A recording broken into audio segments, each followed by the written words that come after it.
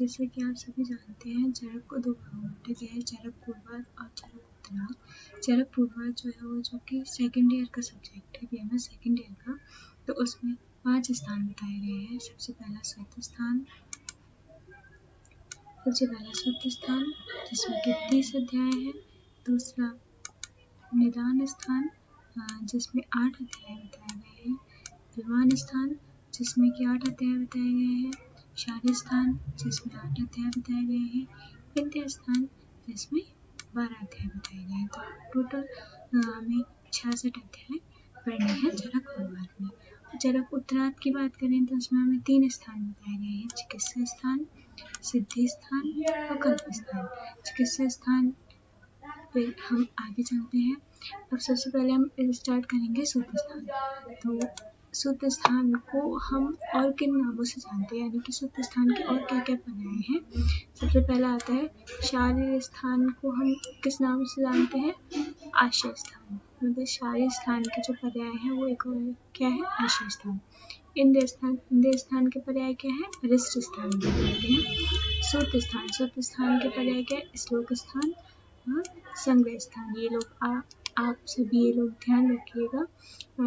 ये सारे स्थान को हम आश्रय स्थान भी बोलते हैं, इंद्रिय स्थान को अरिष्ट स्थान भी बोलते हैं, सूत्र स्थान को श्लोक स्थान या संग्रह स्थान भी बोलते हैं। ये वाइवा के लिए इम्पोर्टेंट है। अब हम बात करेंगे सूत्र स्थान के प्रथम अध्याय दीर्घ जीवितम अध्याय। अथा तो जो वर्ड यूज होता है वो मंगल कार्य के लिए होता है। अथा तो दीर्घ जीवितम अध्याय व्याख्या श्यामा। तो हम बात करते हैं सबसे पहले सूत्र स्थान को, जैसा कि हमने बताया आपको कि श्लोक स्थान स्वर स्थान भी बोलते हैं, ये इसके पर्याय है। ये इम्पोर्टेंट है, आप सभी ध्यान रखिएगा। सूत्र स्थान का अर्थ, सूत्र का अर्थ क्या है, सबसे पहले ये वाइवा के लिए इम्पोर्टेंट है। आयुर्वेदीय सभी विषयों को सूचित करने वाले स्थान या आयुर्वेद तंत्र में प्रतिपाद्य विषय रूप पुष्पों की माला की तरह सूत्र में गुंथने वाला स्थान। मतलब इसका मतलब है कि सूत्र स्थान का मतलब क्या होता है, अर्थ क्या होता है। तो आयुर्वेदीय सभी विषयों को सूचित करने वाला स्थान, यानी कि आयुर्वेद के जितने ही विषय हैं उन विषयों को सूचित करने वाला या एक संग बांधने वाला। जैसे कि एक मोतियों को हम पोके एक माला बनाते हैं, उसी प्रकार सूत्र स्थान का अर्थ बताया गया है कि आयुर्वेदीय सभी विषयों को सूचित करने वाला स्थान जो होता है उसे हम सूत्र स्थान कहते हैं। जैसे यहाँ पे लिखा है, जो थोड़े अक्षर होते हुए कई अर्थों को बतलाए उसे सूत्र कहते हैं। यानी कि जो होता है बहुत ही कम अक्षर होंगे लेकिन वो बहुत अर्थों को बतलाता है, तो उसे हम सूत्र स्थान कहते हैं। आगे आ जाते हैं हम अर्थ चतुष्टय। अर्थ चतुष्टय में क्या क्या आता है, ज्ञान, लाभ, विचार और सत्ता। तो अब हम देखते हैं कि हमें यहाँ पे जो है 4 प्रकार के सूत्र बताए गए हैं, जो कि आपने पहले भी फर्स्ट ईयर में पढ़े होंगे। सबसे पहले आता है गुरु सूत्र, दूसरा आता है शिष्य सूत्र, तीसरा प्रतिसंस्कर्ता सूत्र और चौथा होता है एके सूत्र। बस आप उनके नाम ध्यान रख लीजिएगा। अब हम बात करते हैं जो सूत्र स्थान के 30 अध्याय हैं उनको हमने 7 चतुष्क में डिवाइड किया है। चतुष्क यानी कि ग्रुप ऑफ 4, यानी कि 4 चैप्टर का एक जो ग्रुप है उसको हम चतुष्क बोलते हैं। तो 7 चतुष्क कौन कौन से हैं, सबसे पहला भैंस चतुष्क जिसमें कि 1 से लेकर 4 तक के अध्याय हैं। दूसरा आता है स्वास्थ्य चतुष्क जिसमें कि 5 से लेकर 8 तक का अध्याय है। तीसरा आता है निर्देश चतुष्क जिसमें कि 9 से लेकर 12 तक के अध्याय हैं। चौथा आता है कल्पना चतुष्क जिसमें कि 13 से लेकर 16 तक के अध्याय हैं। पांचवा आता है रूप चतुष्क जिसमें कि 17 से 20 तक के अध्याय हैं। छठा आता है योजना चतुष्क जिसमें कि 21 से लेकर 24 तक के अध्याय हैं। सातवां आता है अन्नपान चतुष्क जिसमें कि 25 से लेकर 28 तक के अध्याय हैं। तो आप ये सातों चतुष्क के नाम ध्यान रखिएगा, ये वाइवा में पूछे जाते हैं। फिर लास्ट के जो 2 चैप्टर हैं 29 एंड 30 उनको हम संग्रह द्वय में रखते हैं। वाइवा के लिए इम्पोर्टेंट है, तो इसकी एक ट्रिक भी है। भै सा नी कर योजा, भै से भैंस चतुष्क, सा से स्वास्थ्य चतुष्क, नी से निर्देश चतुष्क, का से कल्पना चतुष्क, रा से रोग चतुष्क, या से योजना चतुष्क, आ से अन्नपान चतुष्क। तो आप सब ये ध्यान रखिएगा। अब इन चैप्टरों के आपको नाम भी याद रखने हैं। जैसे 29 चैप्टर का नाम क्या है, 24 चैप्टर का नाम क्या है, ये सब। तो आप अब स्टार्ट करते हैं हम आयुर्वेद अवतरण। आयुर्वेद का अवतरण कैसे हुआ था? तो आप सभी ने पहले भी पढ़ चुका होगा कि आचार्य चरक के अनुसार आयुर्वेद का अवतरण कैसे हुआ था। तो यहाँ पे हम देखते हैं सर, सबसे पहले ब्रह्मा जी से दक्ष प्रजापति से अश्विनिका, अश्विनिका से भगवान इंद्र, भगवान से भारद्वाज, भारद्वाज से आत्य पुनर्वसु से अग्निवेश, हेल, जतिकर, पाराशर, हारित और झारपाणी, इनके आत्य पुनर्वसु के 6 शिष्य। तो आप सभी को याद होगा, अगर तो मैं आपको प्रोवाइड कर दूंगी। यहाँ पे इंद्रम उग्र तपा किसके लिए आया है, ये पूछते हैं तो ये भारद्वाज के लिए आया है। यहाँ पे देवताओं के प्रथम विषक कौन थे? तो ये रुद्र यानी कि शिव। अब हम आगे देखते हैं।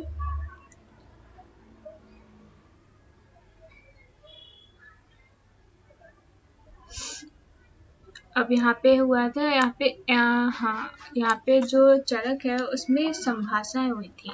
संभाषा यानी कि सेमिनार टाइप का जो होता है उसे हम संभाषा बोलते हैं। तो चरक सूत्र स्थान में चरक में टोटल कितनी संभाषाएं हुई थी?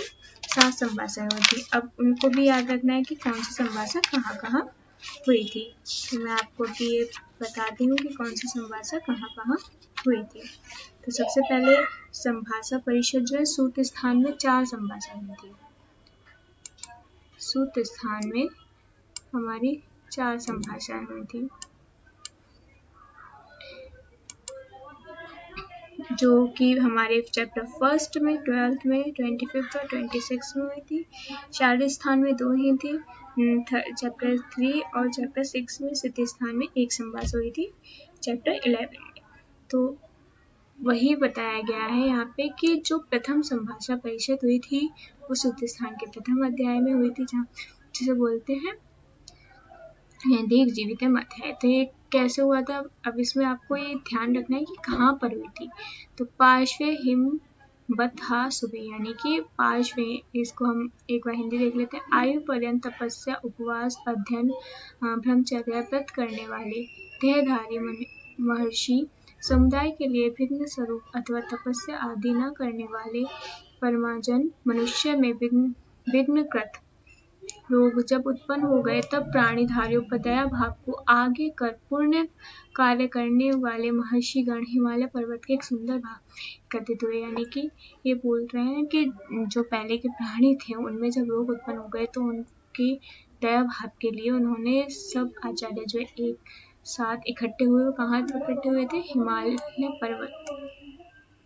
हिमालय पर्वत के एक सुंदर भाग पर। तो ये ध्यान रखनी है आपको लाइन, पार्श्वे हिमवतः सुबह, इम्पोर्टेंट है।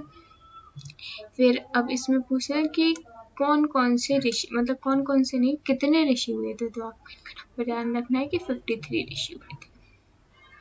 फिर आते हैं रोगों का धर्म आदि प्राप्त में बाधत्व की। अब इसमें देखते हैं धर्मार्थ काम मोक्षाणाम आरोग्यम मूलम उत्तम, यानी कि आरोग्य का उत्तम मूल क्या है? धर्म, अर्थ, काम और मोक्ष। आरोग्य, धर्म, अर्थ, काम और मोक्ष, इनको हम चतुर्विध पुरुषार्थ का उत्तम, यानी कि चतुर्विध पुरुषार्थ यानी कि प्रधान मूल है। लोग उसी कल्याणकारी और मूल स्वरूप आरोग्य को नष्ट करने वाला है। यानी कि रोग क्या करता है? उसी कल्याणकारी और मूल स्वरूप, यानी कि रोग क्या करता है? हमारे आरोग्य को ही नष्ट करता है। यह रोग मानव जात में बहुत विघ्न रूप उत्पन्न करता हुआ है। इस रोग की शांति का उपाय क्या होगा? ऐसा कहकर महर्षिगण इस रोग की शांति को निकालने के लिए ध्यानस्थ हो गए। फिर उन्होंने क्या कि ये रोग विघ्न कर रहे हैं सभी लोगों में, तो इसकी शांति का उपाय क्या होगा? इसके लिए महर्षिगण ध्यानस्थ में ध्यान लगाने लगे। इसमें कुछ नहीं है, आपको बस ये ध्यान रखना है कि आरोग्य का उत्तम मूल क्या है? धर्म अर्थ काम मोक्ष, ये आरोग्य का। इंद्र के पर्याय है ये सहस्त्र अक्ष भवन,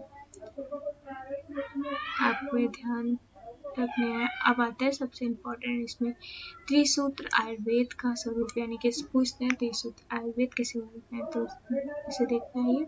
हेतु लिंग औसत ज्ञानम स्वास्थ्य आतुर परायणम त्रिसूत्रम शाश्वतम पुण्यम विबुधे यम पितामह, यानी कि हेतु लिंग औसत, इनको हम क्या बोलते हैं? त्रिसूत्र, या इनको हम त्रिस्कंद बोलते हैं। तो ये स्वस्थ एवं आतुर के लिए पर आयन, यानी कि उत्तम मार्ग बताने वाला, हेतु निदान, लिंग लक्षण, औषध ज्ञान, शाश्वत पुण्य देने वाला, जिस आयुर्वेद को ब्रह्मा ने स्वयं जाना था वह त्रिसूत्र आयुर्वेद है। यानी कि त्रिसूत्र आयुर्वेद किसे बोलते हैं? स्वस्थ और आतुर के लिए उत्तम मार्ग को जो बताने वाला है, हेतु लिंग औषध ज्ञान और शाश्वत पुण्य देने वाला। लिंग औषध का ज्ञान जिससे होता है और शाश्वत पुण्य देता है, जो हमें नित्य पुण्य देता है, और जिस आयुर्वेद को संभव माना जाना उसे त्रिसूत्र आयुर्वेद कहते हैं। ये श्लोक बहुत इंपॉर्टेंट है, आप सभी याद कर लीजिएगा। अब यहाँ पे देखते हैं त्रिसूत्र आयुर्वेद। त्रिसूत्र आयुर्वेद तो हमने तीन चीज आती है, एक हेतु सूत्र, एक लिंग सूत्र और एक औसत सूत्र या द्रव्य सूत्र। अब हेतु हमें पता है कहीं भी रेख होता है उसके तीन हेतु होते हैं, काल, इंद्रिय यानी कि साथ में इंद्रिय संयोग और कर्म। काल, अब इनके क्या होता है? अतियोग, मिथ्यायोग और हीन योग। काल का अतियोग आप समझ सकते हो, जैसे कि जो सर्दियों का टाइम है बहुत ज़्यादा ही सब वरना काल का अतियोग हो जाएगा। मिथ्या योग हो जाएगा कि सर्दियों का टाइम है लेकिन सर्दी ना पड़ रही, गर्मी पड़ रही है, तो उसको मिथ्या योग बोलेंगे। हीन योग हो जाएगा कि सर्दियों का टाइम है लेकिन बिल्कुल भी सर्दी नहीं पड़ती है, हो जाएगा हीन योग। इसी तरह इंद्रियों का अतियोग, मिथ्या योग, हीन योग। कर्म का भी अतियोग, मिथ्या योग और हीन योग। फिर परिणाम में जरा, भूख, प्यास या मृत्यु दो प्रज्ञा का तीन प्रकार का, धीवंश, धतिवंश और स्मृतिवंश। प्राप्त के तीन कारण है, धीवंश, धतिवंश और स्मृतिवंश। लिंग सूत्र लिंग कितने टाइप के होते हैं? इसमें 5 है, पूर्व, उपशय, अनुपशय और संप्राप्ति, ये आपको ध्यान रखने हैं। अब यहाँ पे आ जाएगा दोष। अब दोष भी आप देख सकते हैं, तो शारीरिक 3 होते हैं, वात पित्त का, और मानसिक 2 होते हैं, रजोत्तम। यानी कि औसत 3 प्रकार के होते हैं, दोषांक, दोष प्रकोपक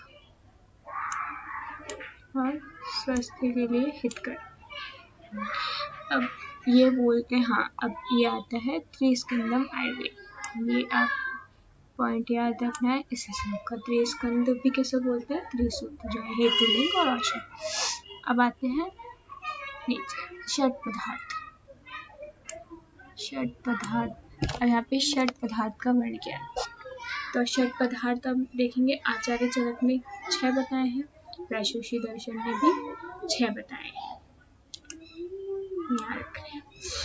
नव न्याय ने कितने बताए हैं? 7 बताए हैं।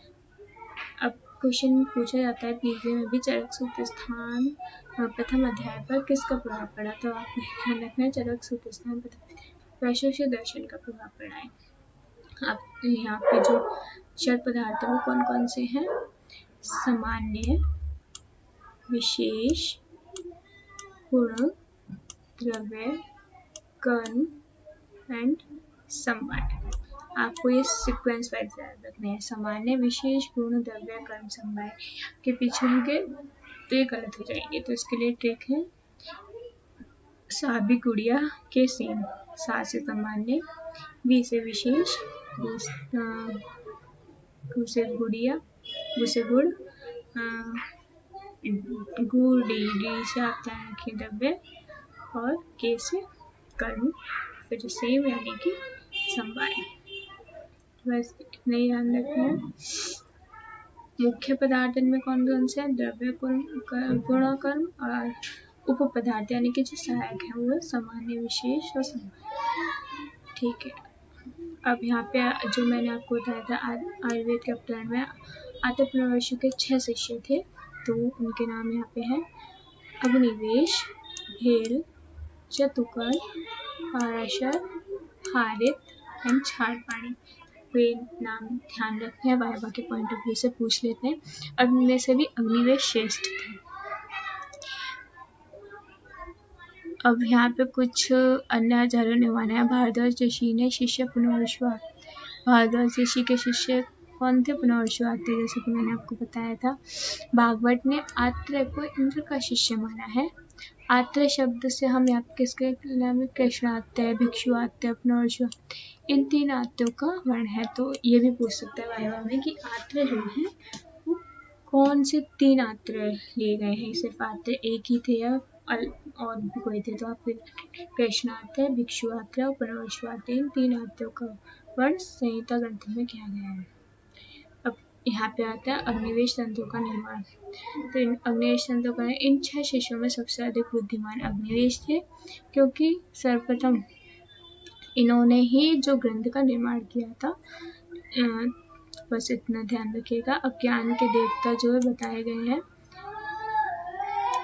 ज्ञान के देवता कौन कौन से? 8 कौन कौन से हैं? बुद्धि, सिद्धि, स्मृति, मेधा, धृति, कीर्ति, क्षमा एंड दया। तो आपके ज्ञान के देवता 8 कौन कौन से हैं? बुद्धि, सिद्धि, स्मृति, मेधा, धृति, कीर्ति, दया और क्षमा। आपको ये ध्यान रखना है। फिर आ जाते हैं अथ अग्निवेश प्रमुखान विभूषु ज्ञान देवता, बुद्धि, सिद्धि, स्मृति, धृति, कीर्ति, क्षमा, दया। जो कि मैंने अभी आपको बताया कि ज्ञान के देवता कौन से? बुद्धि, सिद्धि, स्मृति, मेधा, 4 हो गए, धृति, कीर्ति, क्षमा, दया। बुद्धि, सिद्धि, स्मृति, मेधा, धृति, कीर्ति, क्षमा, दया। इसमें ये बोला गया है कि अग्निवेश प्रमुखान विश्व ज्ञान देवता, इन्होंने अग्निवेश के बारे में लिखा है। जिस समय ऋषियों की प्रशंसा हो रही थी, उसी समय ऋषियों के शरीर में बुद्धि, सिद्धि, स्मृति, मेधा, कीर्ति, क्षमा और दया स्वरूप ज्ञान के देवता प्रवेश कर गए। ये इन्होंने बोला गया। हाँ, अब सबसे इम्पोर्टेंट आता है कि आयुर्वेद की परिभाषा क्या है। तो ये आप लोग अच्छे से याद कर लीजिएगा ये श्लोक, क्योंकि ये श्लोक पूछते हैं। इसका आइए पढ़ते हैं। हिता हितम, हित अहितम, यानी कि हिता हितम, सुखम दुखम, आतु तस्य हिता हितम, मानम च तच्च यत्रोक्त आयुर्वेद स उच्यते। यानी कि जिस ग्रंथ में हित आयु, अहितायु, सुखायु, दुखायु, इन 4 प्रकार की आयु का वर्ण, आयु के लिए हित यानी कि पथ्य, अहित यानी कि अपथ्य, और आयु का प्रमाण व अप्रमाण, आयु का स्वरूप बताया गया, उसे आयुर्वेद का शास्त्र कहते हैं। अब हितायु क्या होती है? जो मनुष्य युवा हो, जिस शरीर में बल और वीर्य हो, यशस्वी, पुरुषार्थी, पराक्रमी, ज्ञान विज्ञान संपन्न हो, या विमर्श में लिखा हुआ है, या आप पढ़ सकते हैं।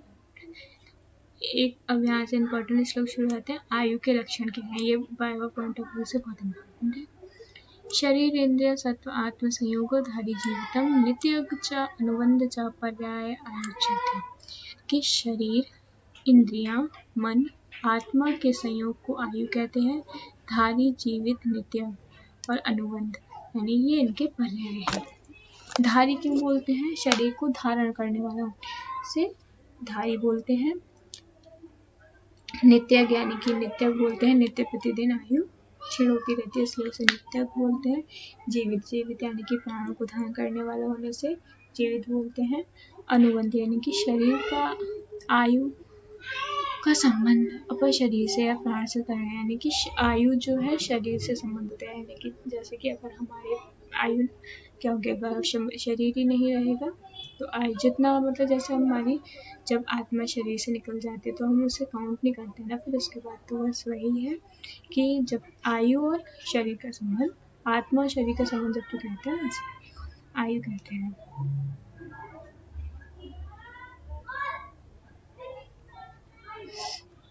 अब आ जाते हैं सामान्य और विशेष की परिभाषा।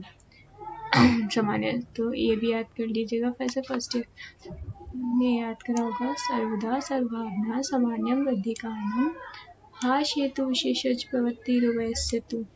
सबसे इम्पोर्टेंट लाइन जो इसकी पूछी जाती है, प्रवृत्तिरुभयस्यतु, कि आपको एग्ज़ाम में ये वर्ड लिख के दे देगा और पूछेगा कि बताइए किस